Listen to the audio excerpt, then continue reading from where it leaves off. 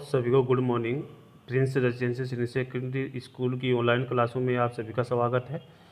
मैं आर के शर्मा व्यवसाय प्रबंध का अध्यापक है।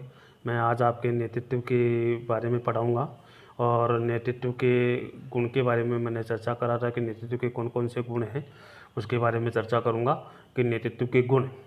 इससे पहले मैंने 60 गुण जो है नेक्स्ट क्लास जो अगली क्लास पहले वाली क्लासों में मैंने आपको पढ़ा दिया है, और आज जो मैं पढ़ाऊंगा अगले उसके बाद वाले पॉइंट है, जिसका जो पॉइंट है उसका नाम है अभिप्रेरण क्षमता। कि नेतृत्व के गुण में जो 8वां पॉइंट है अभिप्रेरण क्षमता।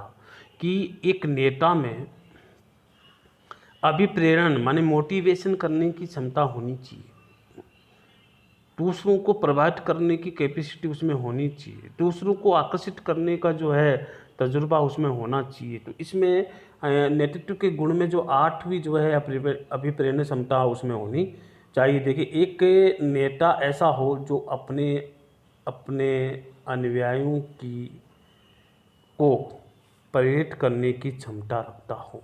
वो कह रहे हैं कि अनुयायियों को प्रेरित करने की क्षमता रखता हो, अर्थात अनुयायियों में कार्य करने की भावना जागृत करता हो। ऐसा गुण नेतृत्व में होना चाहिए, ऐसा गुण नेता में होना चाहिए। जब ही वो सफल हो सकता है, अपने नेतृत्व को सही ढंग से निभा सकता है, आगे बढ़ सकता है। अगर उसमें अभिप्रेरण क्षमता होगी या मोटिवेशन करने की क्षमता उसमें होगी या अनुभव होगा, तो वो अपने अनुयायियों को अपने कार्य कराने या भावना को जागृत कर सकता है।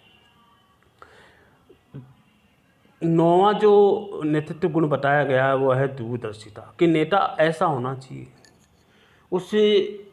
उससे भविष्य के बारे में सारी जानकारी हो जाए, भविष्य के बारे में वो पूर्वानुमान लगा सके कि भविष्य में ऐसा हो सकता है।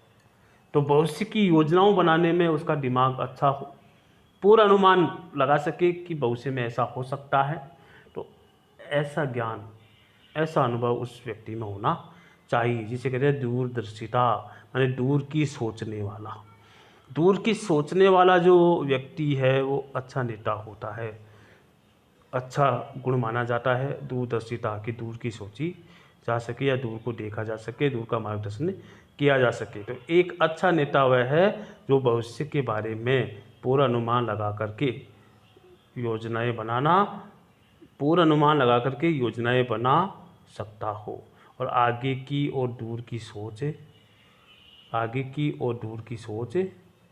सकता हो।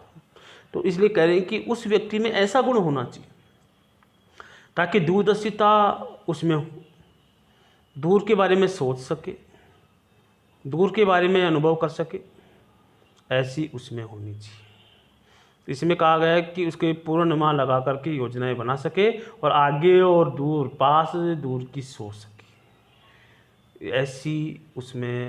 ऐसा गुण उसमें होना चाहिए, जिसे वो कहते हैं दूरदर्शिता, आगे के बारे में सोचना। 10वां जो गुण है वो है मानवीय संबंधों के निर्माण की क्षमता उसमें होनी चाहिए। एक नेता में मानवीय संबंध अच्छा होना चाहिए, व्यवहारिक संबंध होना चाहिए, व्यवहार अच्छा होना चाहिए, जब ही वो नेता बन सकता है या अपना नेतृत्व निभा सकता है। तो एक गुण और बताया है, मानवीय संबंधों के निर्माण की क्षमता उसमें होनी चाहिए। एक नेता में अपने अनुयायियों के साथ अच्छा व्यवहार करने का गुण होना चाहिए, और अच्छा नेता वह है जो अनुयायियों को आर्थिक, सामाजिक, मानसिक और आवश्यकताओं को पूरा कर सकता हो। तो बहुत अच्छी बात कही है कि मानवीय संबंधों के निर्माण की क्षमता उस व्यक्ति में होनी चाहिए। बहुत अच्छा गुण है, अपने अनुयायियों के साथ अच्छा व्यवहार करे। और अच्छा नेता वह है जो अनुयायियों के हर बारे में सोचे, चाहे वो आर्थिक हो, चाहे वो सामाजिक हो, चाहे वो मानसिक हो, चाहे आवश्यकताएं हो। अगर वो समय समय पर अगर पूरा करता है तो उसका अच्छा गुण माना जाता है, मानवीय संबंधों के निर्माण की क्षमता उसमें होती है। इसलिए उसका नेतृत्व जो है सबसे अच्छा माना जाएगा। अगर उसमें मानव संबंधी के निर्माण की क्षमता अच्छी होगी और आर्थिक रूप से, सामाजिक रूप से, मानसिक रूप से आदि आवश्यकताएं वो पूरी करता हो और समय पे करता हो, तो वह व्यक्ति अच्छा माना जाएगा और उसमें अच्छा गुण माना जाएगा। इसके बाद जो है 11वां पॉइंट जो है, उत्तरदायित्व की भावना उस व्यक्ति में होनी चाहिए। इसने कहा कि उत्तरदायित्व की भावना उस व्यक्ति में होनी चाहिए। तो 11वां पॉइंट कहा कि उत्तरदायित्व की भावना, मानी नेतृत्व का गुण है 11वां, उसमें उत्तरदायित्व की भावना होनी चाहिए, रिस्पॉन्सिबिलिटी उसमें होनी चाहिए। एक नेता में अपनी उत्तरदायित्व को स्वीकार करने की क्षमता होनी चाहिए। जो नेता उत्तरदायित्व से बचता है वह कभी सफल नहीं हो सकता। जो नेता अपनी रिस्पॉन्सिबिलिटी से बचता है वो कभी सफल नहीं हो सकता। इसलिए सबसे अच्छा गुण माना जाता है उत्तरदायित्व, रिस्पॉन्सिबिलिटी। इसलिए एक नेता में अपने उत्तरदायित्व को स्वीकार करने की भावना होनी चाहिए। अगर वो अपने उत्तरदायित्व को स्वीकार करने की भावना अगर उसमें होगी तो वह नेता उत्तरदायित्व अच्छी तरह से निभाएगा। जो नेता उत्तरदायित्व से बचता है वह कभी सफल नहीं हो सकता। तो ये सबसे बढ़िया गुण माना जाता है उत्तरदायित्व की भावना। इसके बाद 12वां जो नैतिक गुण है और 12वां जो गुण है नेतृत्व का वो है समूह भावना। कि अच्छा नेता उसे माना जाएगा जो स्वयं का भला ना देख करके सभी व्यक्तियों का भला देखता है।